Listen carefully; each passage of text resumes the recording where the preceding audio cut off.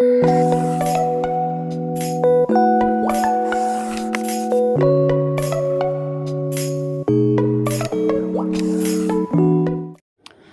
and welcome friends. So today I'm back with another new topic, that is generation of computer. So generation of computer हम किन की पढ़ते हैं? Electronic computers की, क्योंकि historical divisions में जब हमने 3 डिविजन्स पढ़े, मैकेनिकल कंप्यूटर, इलेक्ट्रोमैकेनिकल कंप्यूटर या इलेक्ट्रॉनिक कंप्यूटर, वहाँ पे मैंने आप लोगों को एक इम्पॉर्टेंट बात बताई थी कि जो जनरेशन्स हैं ये हम किन कंप्यूटर्स की पढ़ते हैं? ये हम पढ़ते हैं इलेक्ट्रॉनिक कंप्यूटर्स की। जो ये टर्म जनरेशन ही है, it is related to evolution and adaptation of technology and computing. और आए दिन मैंने आपको बोला कि किन के हार्डवेयर एंड सॉफ्टवेयर में चेंज आती रहती हैं? इलेक्ट्रॉनिक कंप्यूटर्स में। तो कंप्यूटर टेक्नोलॉजी में, कंप्यूटर टर्मिनोलॉजी में हम वर्ड जनरेशन से क्या समझते हैं? Step in technology. लेकिन किन के कंप्यूटर्स की? इलेक्ट्रॉनिक कंप्यूटर्स की। या it is a change in technology that a computer is और वॉज यूजिंग। क्लियर? आज तक टिल डेट हम पढ़ते आए हैं 5 जनरेशन्स ऑफ कंप्यूटर। ठीक है, इनको हम इन डिटेल में डिस्कस करेंगे with their time period, characteristics and everything related to them. ठीक है, उनका डेट वगैरह जो भी है वो हम इलॉबरेशन में पढ़ेंगे। क्योंकि डेट के रिलेटेड मैं आपको एक बात बोलूँ कि ज़रूरी नहीं है आपको यहाँ पे एग्जैक्ट डेट्स मिले। जो मैं यहाँ पे डेट्स लिखूंगी that will be approximate dates against each generation. वो इम्पॉर्टेंट बात नहीं है, आपको बस टाइम पीरियड याद रखना है कि किस टाइम पीरियड में पहली जनरेशन थी या किस टाइम पीरियड में दूसरी, तीसरी, चौथी और 5वीं जनरेशन्स थी। क्लियर? तो स्टार्ट करते हैं हम अपनी फर्स्ट जनरेशन से, जो कि स्टार्ट होता है, जिसका टाइम पीरियड है 1942 टू 1955। पहला पॉइंट जनरेशन्स ऑफ कंप्यूटर में क्या है कि इसका टाइम पीरियड स्टार्ट होता है फ्रॉम 1942 टू 1955। हम जनरेशन्स में मेजर हेडिंग सेम रखेंगे और फिर हम देखेंगे हर एक जनरेशन में इन हेडिंग्स में क्या क्या यूज़ होता था। सबसे पहली जो हेडिंग है दैट इज़ एप्लीकेशन। हम हर एक जनरेशन में जो पहला पॉइंट कवर करेंगे वो हम कवर करेंगे कि हर एक जनरेशन का एप्लीकेशन ज़्यादा तौर पे कहाँ पे था। तो जो फर्स्ट जनरेशन कंप्यूटर्स हैं these were mostly used for scientific purpose. अब इनमें टेक्नोलॉजी क्या यूज़ होती थी, या इनमें हार्डवेयर क्या यूज़ होता था, या इनमें स्विचिंग डिवाइस क्या यूज़ होता था। सबसे पहले आप लोगों को जानना है कि ये हार्डवेयर या टेक्नोलॉजी या स्विचिंग डिवाइस क्या है। इसका सिंपल मतलब है कि जो फर्स्ट जनरेशन कंप्यूटर्स थे उनमें कोर एलिमेंट क्या होता था, इलेक्ट्रिक सिग्नल कहाँ से जाती थी, या इलेक्ट्रिसिटी को पास कैसे करते थे। क्यों? मैंने आपको प्रीवियस लेक्चर में बोला था जो इलेक्ट्रॉनिक कंप्यूटर्स हैं यहाँ पे मैकेनिकल पार्ट नहीं होता है, हर एक काम इलेक्ट्रिसिटी के थ्रू होता है। ठीक है, इलेक्ट्रिक करंट जब आती है तो ही काम स्टार्ट होता है। अब वो इलेक्ट्रिसिटी कैसे अंदर जाए, ठीक है, वो करंट को कौन सा कंपोनेंट पास करता है, ठीक है, या इलेक्ट्रिसिटी को कंप्यूटर में कैसे अंदर भेजना है, या काम कैसे स्टार्ट करना है, या ये इलेक्ट्रिक सिग्नल कैसे अंदर जाएगी, उसी को हम बोलते हैं टेक्नोलॉजी, या उसी को हम बोलते हैं क्या हार्डवेयर यूज़ होता था, या उसी को हम बोलते हैं स्विचिंग डिवाइस क्या थी। अब जो पहले जनरेशन्स में थी दैट वाज वैक्यूम ट्यूब्स और वेल्व्स। ठीक है, वैक्यूम ट्यूब्स होते थे फर्स्ट जनरेशन में यूज़, या सिंपली आप बोल सकते हो ये वैक्यूम ट्यूब्स या वेल्व्स थे। These are the basic components for memory and circuitry for CPU, central processing unit. ठीक है, अब ये वैक्यूम ट्यूब दिया किन्होंने था? Vacuum tube was given by Ambrose Fleming, जो कि एक ब्रिटिश इंजीनियर थे 1904 में। इन्होंने क्या दिया था? वैक्यूम ट्यूब दिया था। अब पहले आप देखोगे वैक्यूम ट्यूब होता कैसा था, ठीक है, दिखने में कैसा था। ये देखिए, दिस इज़ वैक्यूम ट्यूब। ठीक है, किस जनरेशन में यूज़ हुआ? पहली जनरेशन में यूज़ हुआ। ये एक फ्रेजाइल ग्लास डिवाइस था, ठीक है, which used filaments as a source of electronics. यहाँ पे जो है, यहाँ पे अंदर, यहाँ, ठीक है, यहाँ यहाँ से फिलामेंट्स वगैरह के ज़रिए अंदर इलेक्ट्रॉन्स जाते थे, ठीक है, क्योंकि तब उस ज़माने में these were the only high speed electronic switching devices. अब ये कंप्यूटेशंस करते थे, मिली सेकेंड्स में करते थे, वो हम आगे पढ़ेंगे। लेकिन क्या था कि जो ये वैक्यूम ट्यूब्स थे दीज वर बल्कि इन साइज, ठीक है, और इनकी इंस्टॉलेशन के लिए हमें बहुत लार्ज रूम्स की रिक्वायरमेंट पड़ती थी। और जो ये वैक्यूम ट्यूब्स हैं these consume about half A what of power. इसका मतलब है जितना ये पावर लेते थे उतना ही एमिट ये करते थे हीट को, ठीक है, क्योंकि ये ज़्यादा हीट को एमिट करते थे जिस वजह से ये जल्दी जल भी जाते थे, और जिसकी वजह से हमें क्या करना पड़ता था, जहाँ पे इनकी इंस्टॉलेशन होती थी वहाँ पे एक पॉइंट ज़रूरी था कि एयर कंडीशनड रूम्स हो ताकि बार बार जलने का खतरा ना रहे। सो ये कुछ ड्रॉबैक्स थे। किसके ड्रॉबैक्स थे? वैक्यूम ट्यूब के। एक तो ये गिलास एक फ्रेजाइल गिलास डिवाइस है, नाजुक गिलास डिवाइस था, एक तो टूटने का भी खतरा रहता था और इनमें ज़्यादा वाट्स की भी ज़रूरत पड़ती थी और ये इमिट भी ज़्यादा हीट करते थे। यहाँ तक आपको ये बेसिक स्ट्रक्चर समझना था। वैक्यूम ट्यूब्स या वेल्व्स कैसे क्या होते थे। इंपॉर्टेंट पॉइंट ये है कि एमरोज फ्लेमिंग ने दिए थे 1904 में, और ये एज कोर एलिमेंट्स यूज़ होते थे फर्स्ट जनरेशन में, ठीक है। या इलेक्ट्रिक सप्लाई किस चीज़ से होती थी फर्स्ट जनरेशन में? वो वैक्यूम ट्यूब से होती थी या वेल्व से होती थी। सेकेंड इंपॉर्टेंट पॉइंट जो फर्स्ट जनरेशन में है वो है स्टोरेज, यानी कि स्टोरेज चीज़ों की कैसे होती थी सिस्टम्स में। अगर मैं यहाँ पे सिंपली मेमोरी की बात करूँ तो हमारे पास होते हैं टू टाइप्स ऑफ मेमोरीज, ठीक है। एक है प्राइमरी मेमोरी, दूसरी है सेकेंडरी मेमोरी। जो ये प्राइमरी मेमोरी है इसको हम बोलते हैं इंटरनल मेमोरी, ठीक है, जो कंप्यूटर की अपनी मेमोरी होती है, अंदर से जो कंप्यूटर की अपनी मेमोरी होती है, या वो प्रोसेसर्स जो यहाँ पे प्राइमरी मेमोरी में यूज़ होते थे जो कि डायरेक्टली लिंक्ड होते थे विद मेमोरी। अब जो प्राइमरी, इसको हम डिटेल में पढ़ेंगे मेमोरी टॉपिक में। अब यहाँ पे हमें याद रखना है फर्स्ट जनरेशन में स्टोरेज के लिए प्राइमरी मेमोरी के लिए यूज़ किए गए थे मैग्नेटिक ड्रम्स, ठीक है, बड़े बड़े ड्रम्स होते थे फॉर स्टोरेज, ठीक है। और जो ये मैग्नेटिक ड्रम था ये किसने दिया था? गुस्ताव तोश्चक ने 1932 में। क्लियर। इसके बाद एक और पॉइंट है, अब प्राइमरी मेमोरी में तो मैग्नेटिक ड्रम्स यूज़ होते थे, सेकेंडरी मेमोरी में क्या यूज़ होते थे? सेकेंडरी मेमोरी में होते थे पंचड कार्ड्स यूज़। पहले ही मैंने आपको बोला है पंचड कार्ड्स कैसे होते हैं। पेपर कार्ड्स होते हैं जिनके ऊपर डॉट्स होते हैं, ठीक है, फिर इन्हीं को प्रेस करके अंदर नीचे से प्रिंटिंग पड़ती थी और वैसे ही चीज़ों को स्टोर किया जाता था। इन शॉर्ट आप याद रखोगे प्राइमरी मेमोरी में मैग्नेटिक ड्रम का यूज़ होता था, सेकेंडरी मेमोरी में पंच कार्ड का यूज़ होता था। अब इम्पॉर्टेंट पॉइंट जो है कि फर्स्ट जनरेशन ऑफ कंप्यूटर्स जो थे उनकी स्पीड क्या थी? उनकी स्पीड थी मिली सेकेंड। क्या थी उनकी स्पीड? मिली सेकेंड्स। क्लियर। अब एक और चीज़, ऑपरेटिंग सिस्टम क्या था फर्स्ट जनरेशन ऑफ कंप्यूटर में? जो ऑपरेटिंग सिस्टम है that was batch operating system, ठीक है। अब ये ऑपरेटिंग सिस्टम क्या होता है शॉर्ट में यहाँ पे बोलूँगी क्योंकि हमें इलॉबरेशन में आगे जाके पढ़ना है।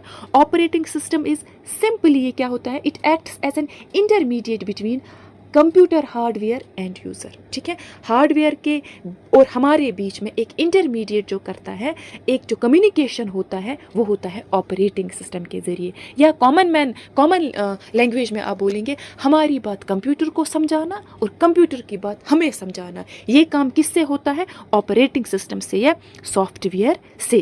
क्लियर। अब जो फर्स्ट जनरेशन में था that was batch operating system. अब फर्स्ट जनरेशन में इनपुट एंड आउटपुट के लिए क्या यूज़ होता था? जो मैंने यहाँ पे बायोस लिखा है, it is nothing but a short form of basic input output system. Input and output system के लिए पंचड कार्ड्स यूज़ होते थे, पेपर टेप, मैग्नेटिक टेप वगैरह यूज़ होते थे। नेक्स्ट इंपॉर्टेंट थिंग जो फर्स्ट जनरेशन की हम करेंगे कि लैंग्वेज क्या यूज़ होती थी फर्स्ट जनरेशन ऑफ कंप्यूटर्स में।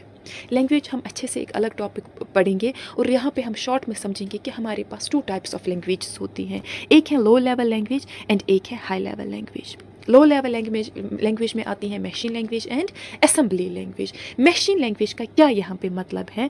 सिंपली जहाँ पे बाइनरी डिजिट्स में काम होता है, ठीक है। बाइनरी डिजिट जो कंप्यूटर की अपनी लैंग्वेज है और जो बाइनरी जो मशीन लैंग्वेज है यहाँ पे 0 and 1 में ही हर एक चीज़ का प्रोसेसिंग होता है, ठीक है। बाइनरी फॉर्म में ही हर एक चीज़ की प्रोसेसिंग होती है, क्योंकि बाइनरी लैंग्वेज कंप्यूटर की अपनी लैंग्वेज है। अब इम्पॉर्टेंट चीज़ है कि एग्जाम्पल्स क्या आते हैं फर्स्ट जनरेशन कंप्यूटर्स में। इसमें है सबसे पहले ही ENIAC, EDSAC, UNIVAC, IBM 650, IBM 701। ये हमने इलेक्ट्रॉनिक कंप्यूटर्स में पढ़ लिए अपने प्रीवियस लेक्चर में, ठीक है।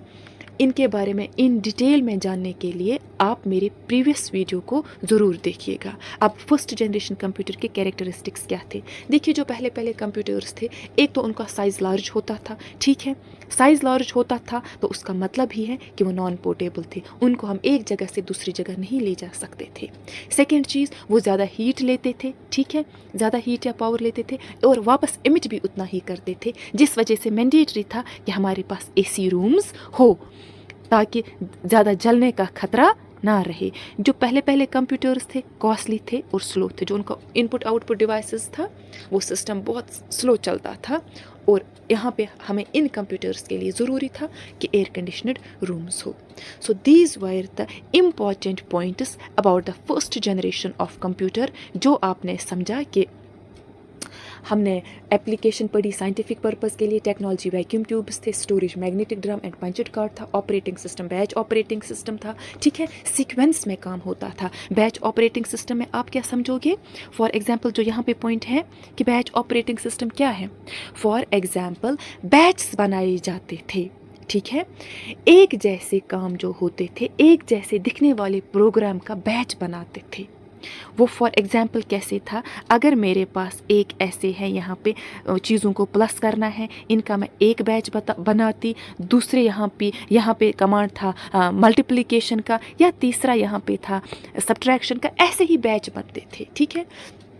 अलग अलग बैच बनते थे, एक जैसे प्रोग्राम जो दिखते थे, और फिर इन्हीं का काम सीक्वेंस में होता है। जैसे आजकल आप देखेंगे डिफरेंट टैब्स होते हैं ना, हम एक ही टाइम पे बहुत सारे काम कर सकते थे। लेकिन जो फर्स्ट जनरेशन ऑफ कंप्यूटर है वहाँ पे काम होता था, लेकिन होता था सीक्वेंस में, और उसी को हम बोलते हैं बैच ऑपरेटिंग सिस्टम। अगर हम एक कमांड देते थे तो हम बीच में इंटरफेयर नहीं कर सकते थे, यानी कि सीक्वेंस में काम चलता और बराबर तब तक हम कुछ नहीं करते जब तक न हमारा लास्ट वाला कमांड तक काम खत्म हो जाता, जो कि आजकल नहीं है। आजकल आप देखेंगे हम एक ही टाइम पे बहुत सारी टैब्स खोलते हैं, लेकिन फर्स्ट जनरेशन में था work in sequence, batch operating system. I hope जो फर्स्ट जनरेशन ऑफ कंप्यूटर है ये आपको अच्छे से क्लियर हुआ। आगे बढ़ते हैं, हम चलते हैं सेकेंड जनरेशन ऑफ कंप्यूटर पे, ठीक है। अब सेकेंड जनरेशन में यही हेडिंग से हम पढ़ेंगे कि क्या हुआ क्या नहीं हुआ। इम्पॉर्टेंट है, हर एक पॉइंट हर एक जनरेशन का बहुत ही इम्पॉर्टेंट है। सबसे पहला पॉइंट जो सेकेंड जनरेशन में है वो आप देखेंगे कि टाइम ड्यूरेशन क्या है, टाइम पीरियड क्या है, दैट इज़ 1955 टू 1964। कहीं कहीं बुक्स पे आप देखेंगे 1952 टू 1964, हार्डली मैटर्स। आपको बस यहाँ पे टाइम पीरियड याद रखना है कि 50s के बाद से कंप्यूटर्स की, स्पेशली इलेक्ट्रॉनिक कंप्यूटर्स की सेकेंड जनरेशन चली। और इसका एप्लीकेशन कहाँ पे था? साइंटिफिक तो था ही था पहली जनरेशन में, अब सेकेंड में भी साइंटिफिक था, लेकिन कमर्शियल यूज़ भी होने लगा। कमर्शियल का क्या मतलब है कि बिजनेस यूज़ भी होने लगा कंप्यूटर्स का, बिजनेस वर्ल्ड में भी कंप्यूटर्स का यूज़ होने लगा। जैसे पहली जनरेशन में हमने पढ़ा कि जो टेक्नोलॉजी थी वैक्यूम ट्यूब्स थी, अब जो यहाँ पे टेक्नोलॉजी आई they were known as transistors, ठीक है। जो ये ट्रांजिस्टर्स हैं ये एक इलेक्ट्रॉनिक स्विचिंग डिवाइस था, किस जनरेशन में? सेकेंड जनरेशन में। और इम्पॉर्टेंट पॉइंट है कि ट्रांजिस्टर्स बेल लेबोरेटरीज में 3 बंदों ने इसको इन्वेंट किया, कब? 1947 में। और ये 3 बंदे कौन थे? John Bardeen, William Shockley, Walter Brattain. इन 3 बंदों ने ट्रांजिस्टर्स को बनाया बेल लेबोरेटरीज में, कब? 1947 में। अब जो ये ट्रांजिस्टर्स होते हैं ये किस मटेरियल के बने होते हैं? सिलिकॉन मटेरियल के बने होते हैं, specially germanium and gallium arsenide के। ठीक है, सिलिकॉन मटेरियल आप लोग याद रखेंगे। अब जो ये ट्रांजिस्टर्स थे, पहले आप इसकी पिक देखेंगे, ये रहा ट्रांजिस्टर। इससे पहले आपने देखा वैक्यूम ट्यूब, ठीक है, और वैक्यूम ट्यूब आपने देखा कितना फ्रेजाइल था, और जो ये ट्रांजिस्टर हैं ये फ्रेजाइल नहीं थे, एक तो ये रिलायबल थे, ठीक है, एक तो ये रिलायबल थे as compare to vacuum tubes, क्योंकि उनमें तो फिलामेंट होता था जो जलता था, यहाँ पे फिलामेंट वगैरह का कोई कॉन्सेप्ट नहीं था, यहाँ पे सेमीकंडक्टर मटेरियल यूज़ हुआ रादर देन ग्लास। और आप देखिए कितना छोटा था और इजी टू हैंडल था, ठीक है, रिलायबल भी था एंड इजी टू हैंडल था। सेमीकंडक्टर मटेरियल से क्या होता है, वहाँ पे semiconductor material allows little flow of electricity, ठीक है, जब लिटिल फ्लो ऑफ इलेक्ट्रिसिटी जाता था तो वो चीज़ें गर्म नहीं होती थी, जलने का खतरा नहीं रहता था। और वापस आते हैं, जो ये 3 साइंटिस्ट्स थे, बारदेन, शॉकले एंड ब्रेटन, इनको जी मिलता है 1956 में नोबेल प्राइज़, क्योंकि इन्होंने जो ये ट्रांजिस्टर इन्वेंट किया, इसके लिए इन तीनों को 1956 में नोबेल प्राइज़ मिलता है। क्लियर? अब आगे थोड़ा बढ़ेंगे, और जो ये ट्रांजिस्टर्स थे ये स्मॉलर इन साइज थे देन वैक्यूम ट्यूब्स, और ये less heat, they do dissipate less heat than vacuum tubes, ठीक है। तभी हम बोलते हैं जो सेकेंड जनरेशन के कंप्यूटर्स हैं, these were powerful, more reliable, less expensive, smaller and cooler to operate, and these were faster than first generation computers. थोड़ा आगे बढ़ेंगे। अब स्टोरेज क्या था primary memory and secondary memory के लिए। यहाँ पे प्राइमरी मेमोरी में हमने कंप्यूटर्स ने यूज़ किया मैग्नेटिक कोर मेमोरीज़ को। किसको? मैग्नेटिक कोर मेमोरी को। और मैग्नेटिक कोर मेमोरी किसने दिया था? जॉर्ज डेवल, एन वैंग, रॉबर्ट सिंगलटन ने 1951 में, ठीक है। सेकेंडरी मेमोरी के लिए क्या यूज़ था? Magnetic tapes and magnetic disks. Magnetic tapes की शुरुआत हुई थी जर्मनी में 1928 में, यही बाइनरी डिजिट्स के लिए एंड स्पेशली साउंड्स वगैरह के लिए। अब जो सेकेंड जनरेशन है, इसकी जो स्पीड है उसको हम मेजर करते थे माइक्रो सेकेंड्स में, ठीक है। माइक्रो सेकेंड्स में काम होता था सेकेंड जनरेशन में। ऑपरेटिंग सिस्टम क्या था सेकेंड जनरेशन में?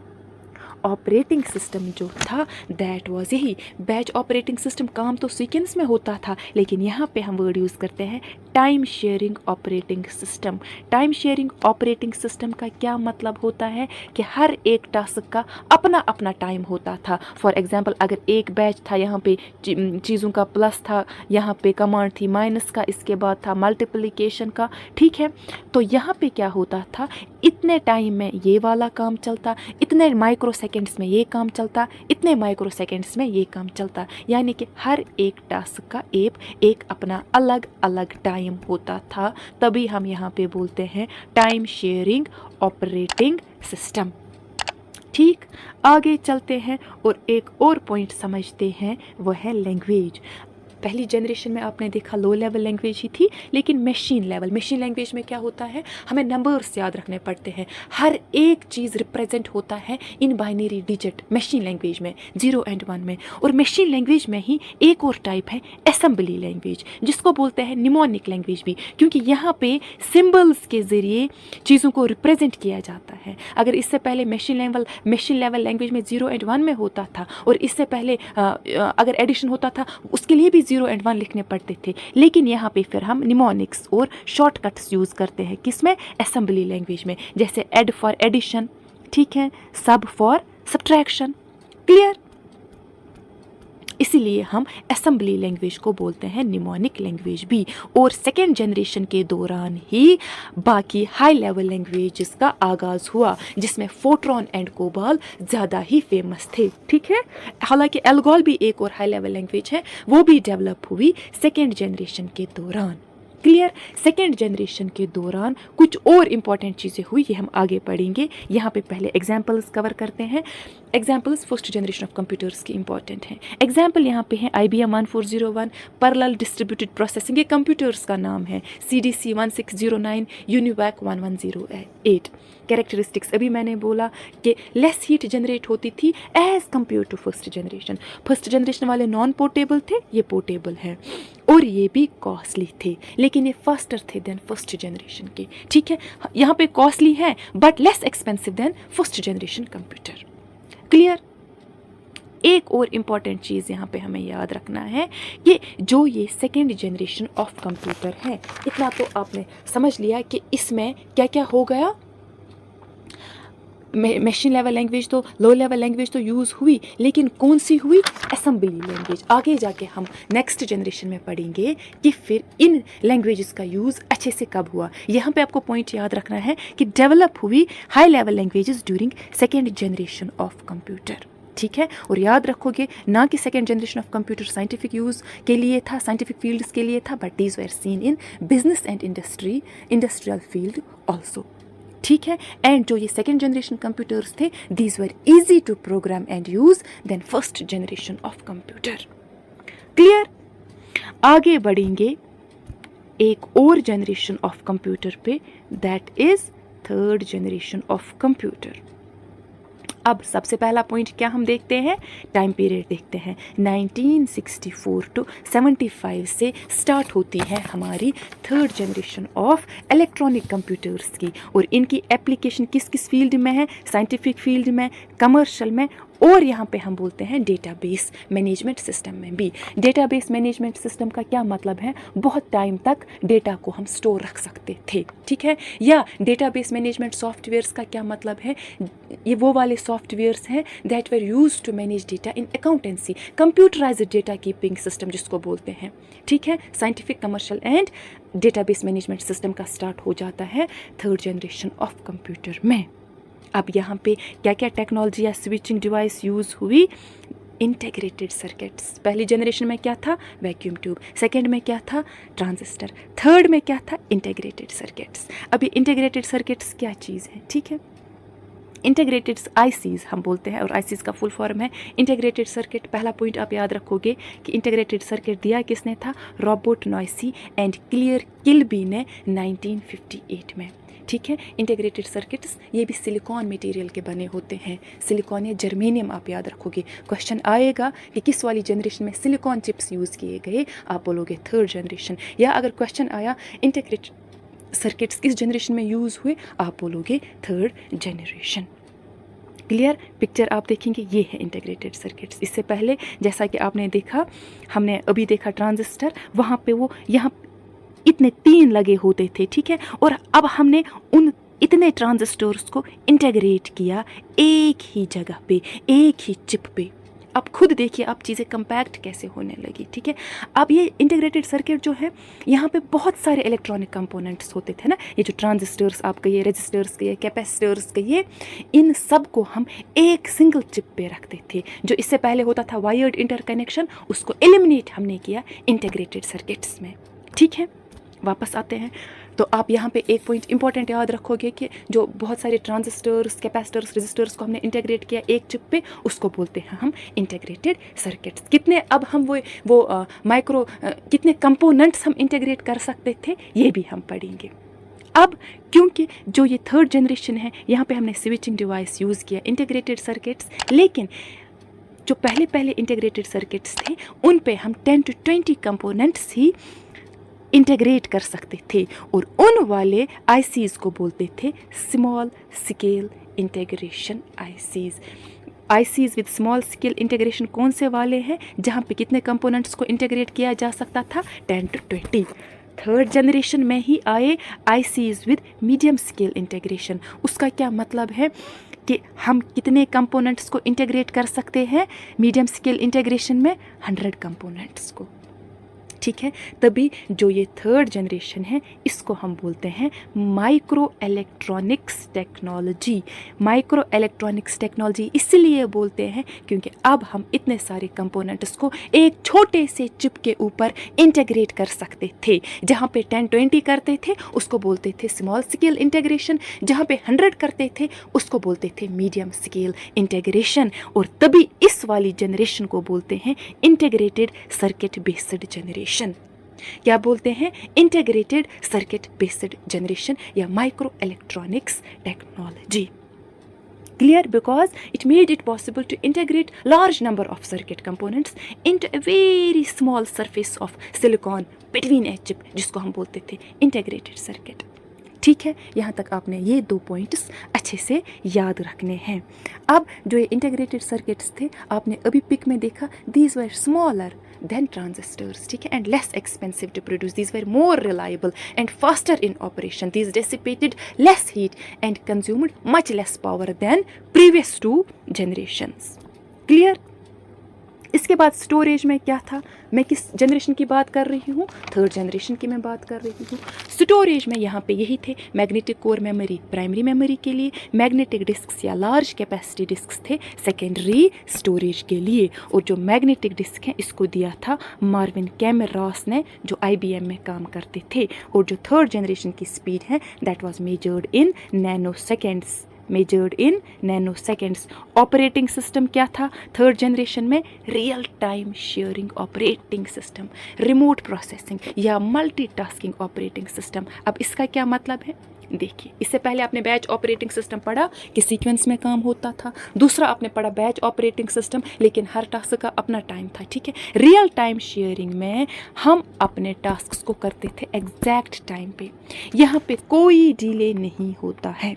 फॉर एग्ज़ाम्पल, अगर मेरे पास ये वाला एक यहाँ पे प्रोसेसिंग करनी है चीज़ों की, दूसरी प्रोसेसिंग करनी है, तीसरी प्रोसेसिंग करनी है, यहाँ पे मैं बोलूँगी 2 मिनट्स में प्रोसेस करना है, 2 मिनट्स में हार्डवेयर से काम करवाना है, 3 मिनट्स में कोडिंग करवानी है, ये एग्जैक्ट टाइम में होगा, ठीक है। और जो ये रियल टाइम है, या तो ये हार्ड रियल टाइम होता है या तो सॉफ्ट रियल टाइम होता है। देखिए, जो हार्ड रियल टाइम होता है वहाँ पे फिक्स्ड टाइम होता है, वहाँ पे आप चेंज नहीं कर सकते हो, लेकिन जो सॉफ्ट रियल टाइम शेयरिंग है वहाँ पे प्रायोरिटी बेस पे काम होता है। फॉर एग्जांपल, अगर यहाँ पे एक और चीज़ का हमने टाइम रखा होता 1 मिनट में ये करना है, तो वहाँ पे वो स्टार्ट करता सबसे छोटा टाइम वाला, ठीक है, प्रायोरिटाइज करता टास्क को सॉफ्ट वाले में, ठीक है। सॉफ्ट रियल टाइम शेयरिंग में वो होता है, हार्ड रियल टाइम शेयरिंग में वो नहीं होता है। या कभी कभार अगर 2 मिनट्स में हमने बोला काम करना है और इसको थोड़ा टाइम लग गया, इसके बाद काम ये होगा, उसके बाद ये होगा, और इसकी कंप्लीशन के बाद फिर ये वाला टास्क होगा,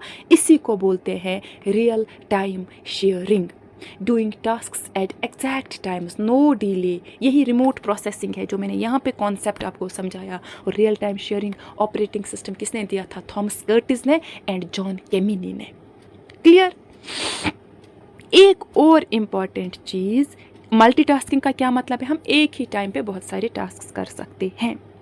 एक और इम्पॉर्टेंट चीज़ यहाँ पे हम पढ़ेंगे, मैंने यहाँ पे वर्ड लिखा है CUI बेस्ड, इसका फुल फॉर्म क्या है, कैरेक्टर यूज़र इंटरफेस। ये आप लिखोगे अपनी नोटबुक पे, CUI stands for character user interface. इसका क्या मतलब है कि अगर हमें तब के कंप्यूटर्स में इमेज देखनी होती थी तो हमें इंसर्ट करना पड़ता था, इमेज के लिए लिखना पड़ता था इमेज, एग्जिट होने के लिए लिखना पड़ता था एग्जिट। कैरेक्टर यूज़र इंटरफेस है ना, यानी कैरेक्टर्स लिखने पड़ते थे। अगर क्वेश्चन आएगा कैरेक्टर यूज़र इंटरफेस किस वाली जनरेशन में था, आप बोलोगे 3rd जनरेशन में जी कैरेक्टर यूज़र इंटरफेस था।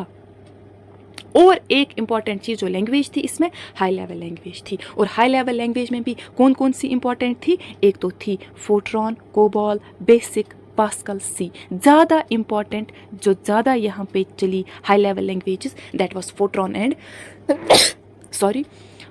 And COBOL.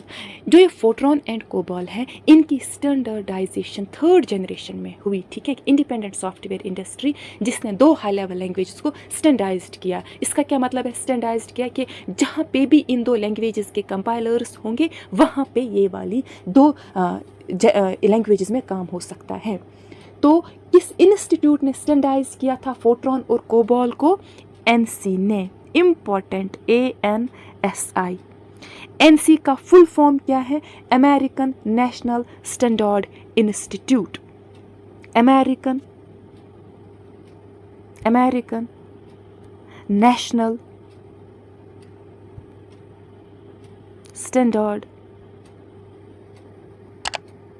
इंस्टीट्यूट। अक्सर एग्जाम्स में ये पॉइंट आ जाता है, फुल फॉर्म ऑफ NC, ठीक है, अमेरिकन नेशनल स्टैंडर्ड इंस्टीट्यूट। तो ये वो वाला इंस्टीट्यूट है जिसने 3rd जनरेशन के दौरान 2 हाई लेवल लैंग्वेजेस को स्टैंडर्डाइज्ड किया, जिसका मतलब है जिस किसी कंप्यूटर में कंपाइलर होगा इन 2 लैंग्वेजेस का, वहाँ पे आप इन 2 लैंग्वेजेस के इन 2 लैंग्वेज में काम कर सकते हो। Fortran stands for formula translation and COBOL stands for common business oriented language. और जब इनकी स्टैंडर्डाइजेशन हो गई 1966 एंड 1968 में, उसके बाद से इनको बोला गया NC Fortran and NC COBOL. ठीक है, could run on any computer with an NC Fortran and NC COBOL compiler. और एक चीज़ 3rd जनरेशन में हुई, इंट्रोडक्शन ऑफ मिनी कंप्यूटर्स। ठीक है, ये कुछ एक्स्ट्रा पॉइंट्स हैं जो आप लोगों को याद रखने हैं। और एग्जाम्पल्स में क्या क्या आप याद रखेंगे, IBM 360, IBM 370, PDP 8, PDP 11, ये एग्जाम्पल्स हैं कंप्यूटर्स की। ये पॉइंट मैंने आपको बता दिया कि 3rd जनरेशन में ही मिनी कंप्यूटर्स आ गए। अब इनके कैरेक्टरिस्टिक्स क्या क्या है? कैरेक्टरिस्टिक्स हैं, these were easier to use than previous generations. They were having fast speed and large storage capacity. These were small in size. These were cheaper, faster, and were more reliable than the previous generations. I hope आपको ये 3 generations अच्छे से समझ आई होंगी। मैं यहाँ पे topic को इसलिए एंड करूँगी ताकि ये आपको बोरिंग ना लगे। जो बाकी 2 जनरेशन्स हैं वो हम नेक्स्ट लेक्चर में कवर करेंगे। तब तक आप इन तीनों जनरेशन्स को अच्छे से लर्न करोगे, नोट डाउन करोगे इंपॉर्टेंट पॉइंट्स को। हर एक जनरेशन का आप ऐसे ही हर एक जनरेशन में आप ये हेडिंग्स लिखोगे और लिखोगे किस जनरेशन में क्या क्या यूज़ होता था। क्लियर? तो इंशाल्लाह मिलते हैं अपने नेक्स्ट लेक्चर में, and that lecture will be on 4th and 5th generation of computer. तब तक के लिए अस्सलाम वालेकुम व रहमतुल्लाह।